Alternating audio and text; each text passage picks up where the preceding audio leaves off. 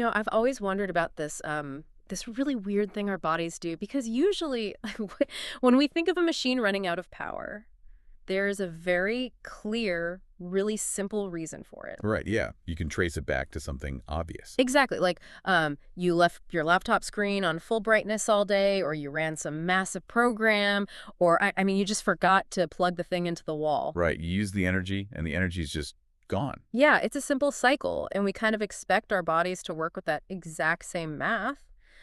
But then you look at what happens right around like 2 in the afternoon. Oh, that classic afternoon drop. Yes, you just had lunch. You literally just gave your body fuel. And yet, almost out of nowhere, your eyelids feel so heavy, Like there are tiny weights on them. like actual weights. And Yeah. your thoughts just slow down to a crawl. Typing one simple email suddenly feels like you're wading through a swamp. Yeah. You catch yourself just staring at your screen and you're wondering, like, where did my morning focus go? And logically, it just makes zero sense to me. Because you just added energy to the system. Right. I put energy in. Why does putting energy in make my existing energy, like, disappear? It's such a valid question. And the irony is we are putting fuel in, but the body reacts as if this thick fog just rolled in behind our eyes. Literally. I talk to so many people who feel this exact same gravity shift every single day. But because it's so common, many of us just tend to brush it off. I just think it's normal. Right, we dismiss it as just an annoying part of having a job and, eating a sandwich. But the body's always speaking to us through these shifts in energy. We just need to translate what happens the moment we swallow our food. So let's trace that because I'm so curious. I take a bite of my lunch. Why does that make me want to take a nap? Well, the very first trigger is this massive shift in your inner resources. Mm-hmm. When you eat, especially a larger or heavier meal, your digestion has to go to work right away. Breaking down food and taking in nutrients is really hard work for the body. It takes a lot of effort. So to handle that workload, your body literally moves blood flow away from your arms, your legs, and your brain. Wait, really? It takes blood away from the brain? It does. It sends that blood straight toward your stomach and your gut. Wow.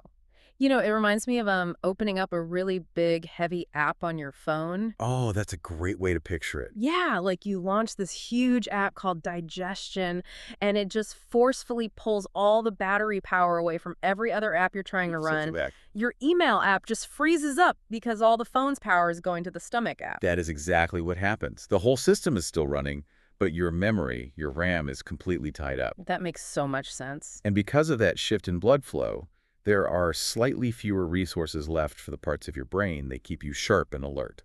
So the brain is literally running on less power. Right.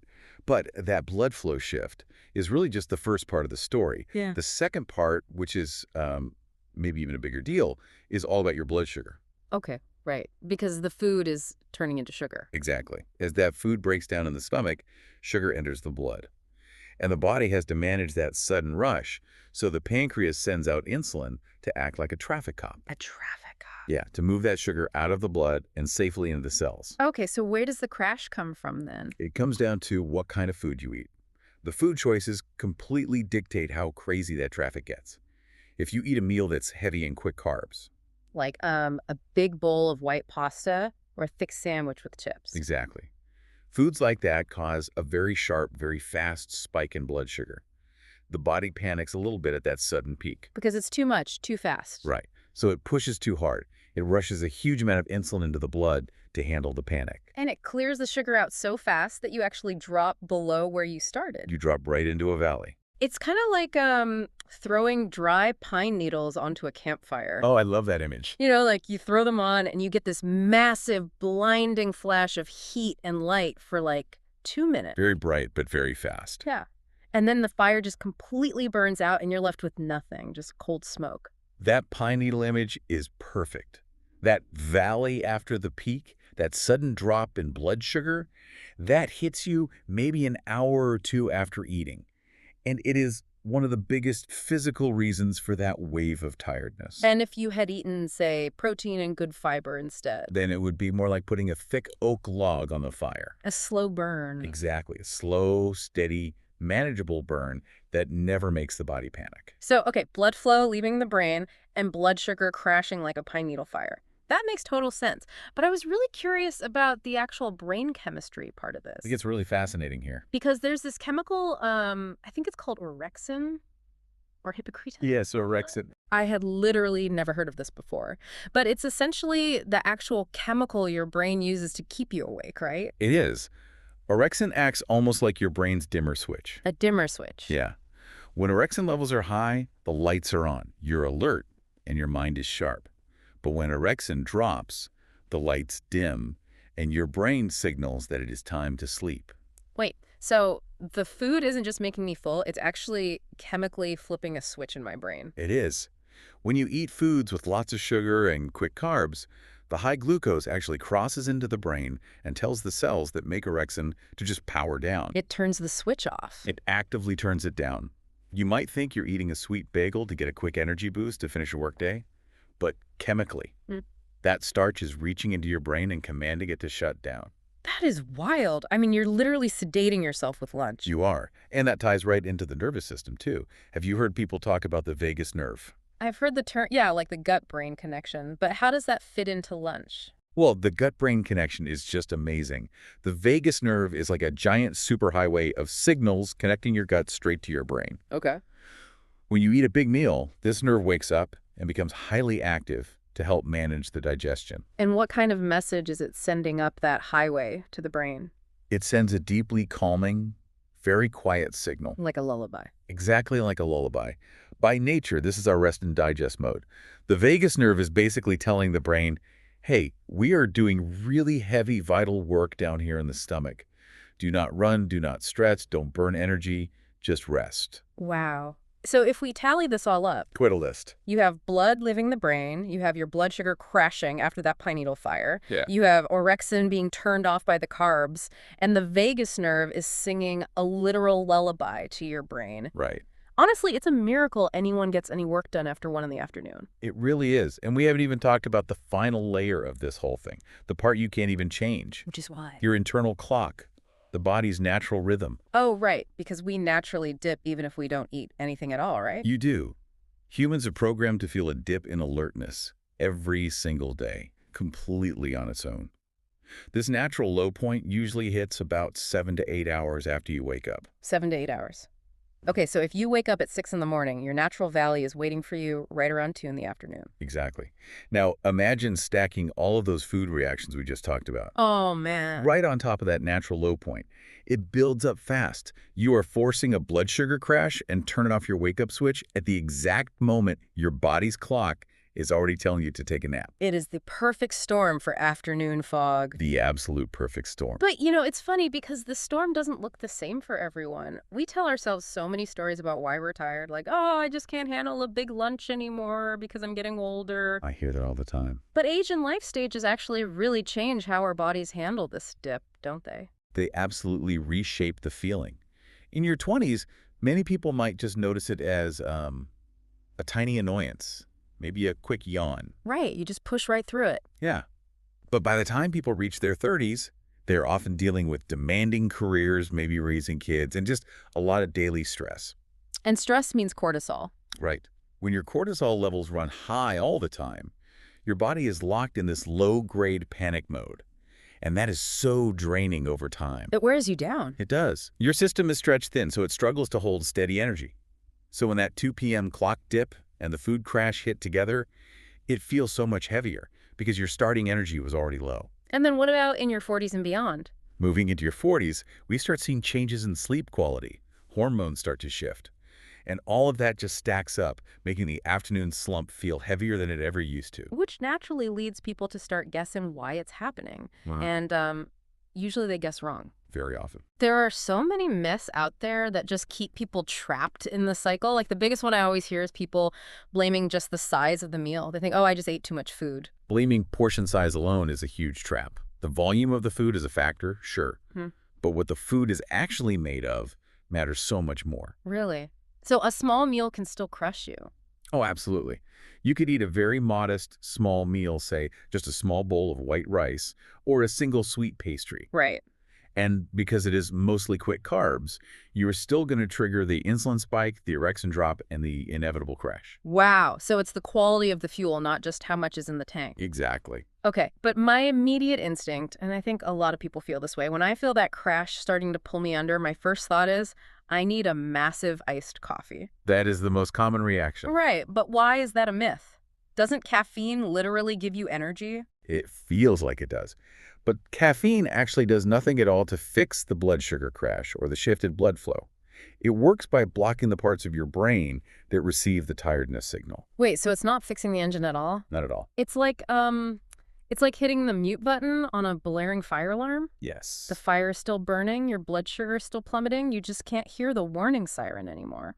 That is a perfect way to describe it. Yeah. You're just hiding the symptom. Yeah. And the real danger of that mute button approach is how long caffeine stays in your system. Its active window for keeping you awake is roughly 4 to 6 hours. Okay. So the strong coffee you had at 8 a.m., it does nothing to protect you at 2 p.m. But if you drink a heavy coffee at 2 p.m. just to survive the slump, Oh, I see where this is going. yeah, that caffeine stays active in your brain until maybe 10 at night. Which means it ruins your deep sleep that night. Exactly.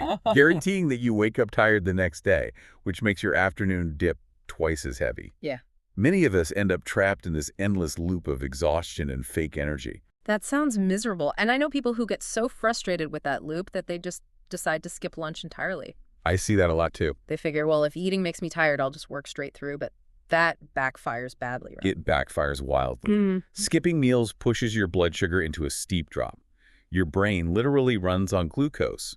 So when you starve it, your focus shatters. You just get brain fog from hunger instead. Right. You get cranky, your mind slows down, and when the hunger finally wins later in the afternoon, You eat everything in sight. you eat far more food, far faster, creating an even bigger crash. There was this really interesting story I heard about recently. It was about this marketing worker.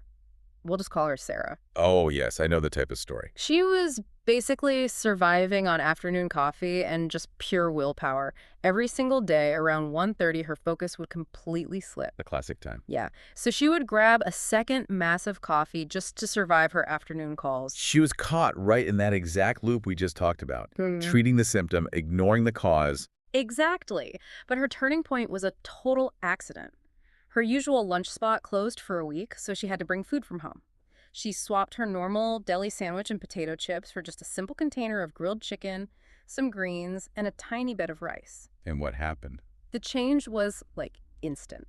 The heavy fog didn't magically vanish forever, but it turned into just a light mist. Right, it became normal. It was manageable. She wasn't fighting to keep her eyes open. She realized she had been chemically sedating herself for years without knowing it. Her story is the perfect blueprint for how to actually fix this, because knowing about the vagus nerve and orexin is neat, but knowing how to guide those systems to win back your afternoon is what changes your life. So let's talk about the fixes. Let's look at the plate itself. If the pine needles cause the crash, how do we build the oak log? The main goal is a slow, steady release of sugar into the blood. You get that by focusing on protein first. Like what? Foods like chicken, fish, eggs, beans, or Greek yogurt. They digest slowly and steadily. They never scream at the pancreas to flood the system with insulin. Okay, protein first. Next you add fiber, right? Leafy greens, beans, berries. Because fiber physically slows down how fast sugar enters the blood. It acts like a buffer. It softens the spike, which softens the crash. And finally, you add healthy fats, like avocado, nuts, or seeds, which keep the hunger signals quiet for hours. And the things to avoid are the usual suspects, but now why we avoid them makes total sense. White bread and refined pasta hit the blood so fast. Exactly. Fried foods take massive blood flow to the gut because they are so hard to break down. Yes, they trap your energy in your stomach. But what really stood out to me was sugary drinks. They seem like a unique trap. Drinking a soda or a really sweet iced tea with your lunch is maybe the worst thing you can do for afternoon energy. Why is it worse than food? Because you are adding a huge spike of pure liquid sugar right on top of the food's natural heavy lifting. It skips the digestion buffer entirely and hits the blood instantly. It is a double burden on your body. Man, so skip the soda. But, the fixes go way beyond just what is on the plate. There are actual daily habits that have nothing to do with what you chew. Yes, the timing matters so much. That was my next question. Does the exact same meal actually hit your body differently depending on when you eat it? It absolutely does, and this is one of the most amazing things about our internal clock. If you take the exact same balanced meal and eat it at a time that lines up with your natural rhythm, say midday when your body is active, your body handles it smoothly. Okay. But if you take that exact same meal and eat it at a highly random time, or late at night when your gut is naturally trying to rest, It hits you harder. it will produce a much heavier feeling of exhaustion. Wow. So it is not just the food itself, it's how the food lines up with your internal schedule. If you eat lunch at noon one day, 3 o'clock the next day, and 1 o'clock the day after, your body is just constantly caught off guard. Right. A steady lunch window helps your body expect the work and manage the blood flow so much better. That's huge. Okay, so the second habit is the post-lunch walk. I heard about this office worker who was struggling with the 2 p.m. fog, and she literally just started walking for 10 minutes after eating instead of sitting down to scroll on her phone.